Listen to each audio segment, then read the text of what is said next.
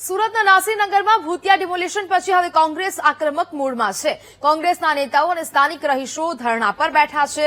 સુરત મહાનગરપાલિકાના દરવાજા પાસે જ હવે ધરણા પર બેઠા સ્થાનિકો જવાબદાર અધિકારીઓ સામે કાર્યવાહી કરવાની કોંગ્રેસ માંગ કરી રહી છે। વિરોધને કારણે મહાનગરપાલિકાની કચેરી બહાર પણ પોલીસ બંદોબસ્ત ગોઠવાયો છે। ભૂતિયા ડિમોલિશન સામે હવે આ કાર્યવાહીની માંગ છે તે લોકો કરી રહ્યા છે। સંવાદદાતા ધ્રુવ વધુ વિગતો સાથે લાઈવ જોડાયા છે। ધ્રુવ, જે પ્રકારે સુરતના નાસીરનગરમાં જે ડિમોલિશન કરી દેવામાં આવ્યું, તંત્ર અજાણ હવેની વાત કરી રહ્યું છે, પરંતુ હવે લોકોમાં એક રોષ છે તે જોવા મળી રહ્યો છે। કોંગ્રેસ પણ હવે આ મુદ્દે આક્રમક બની રહ્યું છે, કારણ કે હવે લોકો, ગરીબ લોકોનો આશિયાનો છે તે છીનવાઈ ગયો છે। શું પરિસ્થિતિ જોવા મળી રહી છે ધ્રુવ?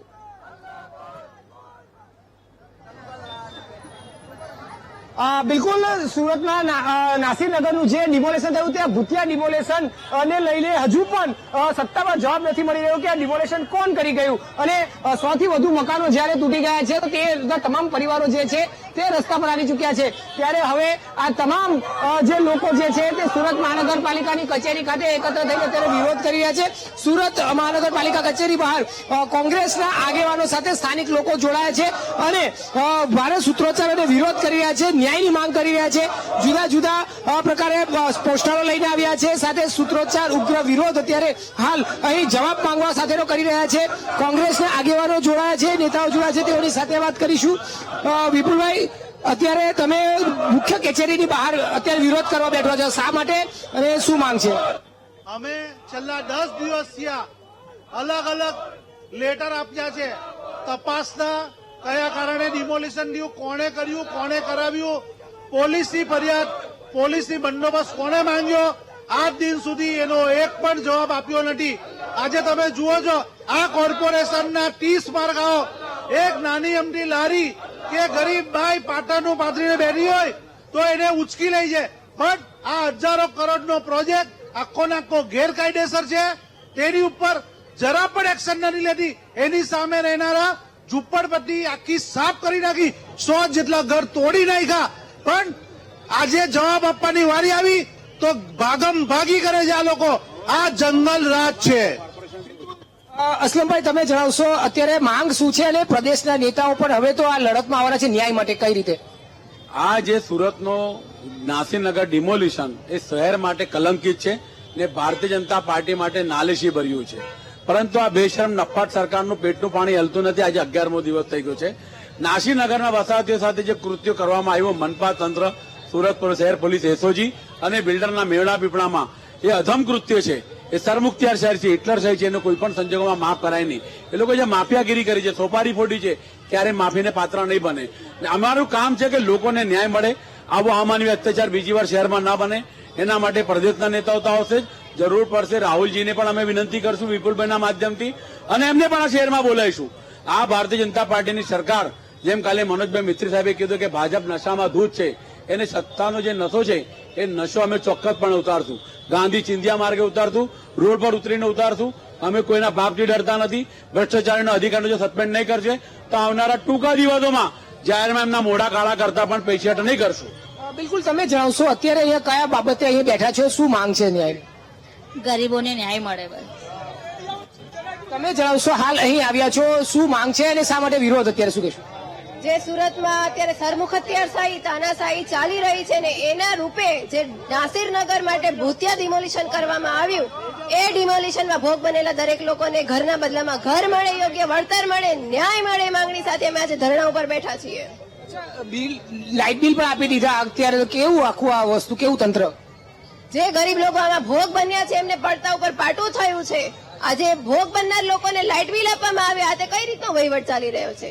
કયા અધિકારીઓ આના માટે જવાબદાર છે? તાત્કાલિક એમને સસ્પેન્ડ કરો। શરમ આવી જોઈએ આવા લોકોને કે જે લોકોને ઘર નથી રહ્યા, રહેવા માટે છત નથી રહી, ભર ઉનાળે ઘર તોડી પાડ્યા, માથે ચોમાસું પણ રહી રહ્યું છે, ગમે ત્યારે વરસાદ આવી શકે છે, ત્યાં મહિલાઓ પણ અત્યારે 10 દિવસથી એમને રહી રહી છે, નાના બાળકો એમને રહી રહ્યા છે, એ લોકોને ખાવા માટે કોઈ અન્ન નથી, બધા બીજા કોઈ સેવાભાવી લોકો આવીને એમને ખવડાવી જાય છે।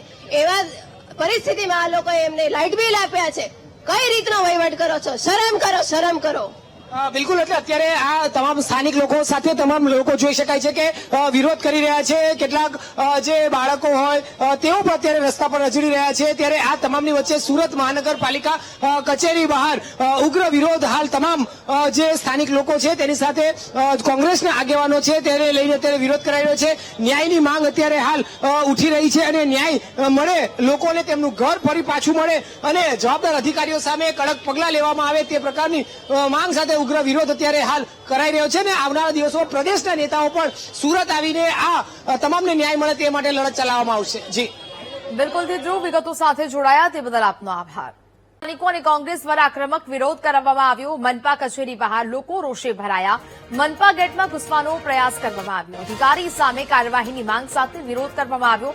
પોલીસ અને સિક્યુરિટીનો બંદોબસ્ત ગોઠવી દેવામાં આવ્યો છે. મનપા કચેરીમાં લોકો ઘૂસવાનો પ્રયાસ કરી રહ્યા છે. કોંગ્રેસ પણ હવે આક્રમક મૂડમાં આવીને આ સમગ્ર મામલે વિરોધ છે તે નોંધાવવામાં આવી રહ્યો છે. સ્થાનિકો અને કોંગ્રેસના લોકો છે તે હાલ તો મનપા કચેરી ખાતે પહોંચ્યા છે. સ્થાનિકોના રોષને લઈને હાલ તો આ ગેટ છે તે બંધ કરી દેવામાં આવ્યા છે અને પોલીસનો ચુસ્ત બંદોબસ્ત પણ ગોઠવી દેવામાં આવ્યો છે.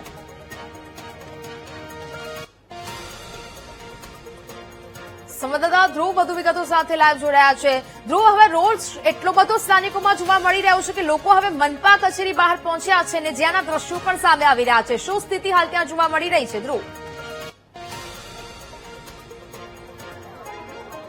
બિલકુલ, સુરતના નાસિરનગરમાં જે રીતે ભૂતિયા ડિમોલેશન થયું અને જે અસરગ્રસ્તો છે સ્થાનિક લોકો, જે 100 થી વધુ લોકોના ઘર તૂટી ગયા છે તે અત્યારે સુરત મહાનગરપાલિકા કચેરી ખાતે પોતાને ન્યાય માટે આવ્યા હતા અને સાથે કોંગ્રેસ પક્ષ સાથે રાખીને આવ્યા હતા. ત્યારે જે ન્યાયને લઈને વિરોધ સૂત્રોચ્ચાર ચાલ્યો હતો ત્યારબાદ જોતામાં આ વિરોધ એટલો ઉગ્ર બન્યો કે સુરત મહાનગરપાલિકાની કચેરીમાં અંદર પ્રવેશતાની સાથે જે ત્યાંના માર્શલો હોય છે તેની સાથે ઘર્ષણ થયું અને આ ગેટ જે છે તે ગેટ તોડવાનો પણ પ્રયાસ કરવો પડ્યો. તે પ્રકારનું ઘર્ષણ થયું હતું. પોલીસ અને માર્શલ જે હોય છે તે અને સ્થાનિક લોકો અને કોંગ્રેસના આગેવાનો વચ્ચે રીતસરનું ઘર્ષણ સર્જાયું હતું. એટલું જ નહીં પરંતુ સ્થાનિક લાલગેટ પોલીસ છે તેને બોલાવવાની ફરજ પડી અને પોલીસનો મોટો કાફલો પણ અહીં ઘટના સ્થળે એટલે કે જ્યાં વિરોધ ચાલી રહ્યો છે સુરત મહાનગરપાલિકાની કચેરી બહાર ત્યાં આવી પહોંચ્યો હતો અને અત્યારે બંને પક્ષો વચ્ચે ભારે ઉગ્ર સૂત્રોચ્ચાર થયા અને વિરોધ થયો. અત્યારે પણ જોઈ શકાય છે કે મોટી સંખ્યામાં હાલ પોલીસનો કાફલો અહીં ખડકી દેવામાં આવ્યો છે. સ્થાનિક આગેવાનો હોય છે તેને પણ સમજાવવાનો પ્રયાસ કરાઈ રહ્યો છે અને ફરી એક વખત મામલો જે છે તે થાળે પાડવાનો પ્રયાસ કરાયો છે. જે મહાનગરપાલિકાનો મુખ્ય ગેટ છે તે પણ હાલ તમામની અવર જવર માટે આ વિરોધના કારણે બંધ કરી દેવાની ફરજ પડી છે. જી બિલકુલ ધ્રુવ, વિગતો સાથે જોડાયા તે બદલ આપનો આભાર.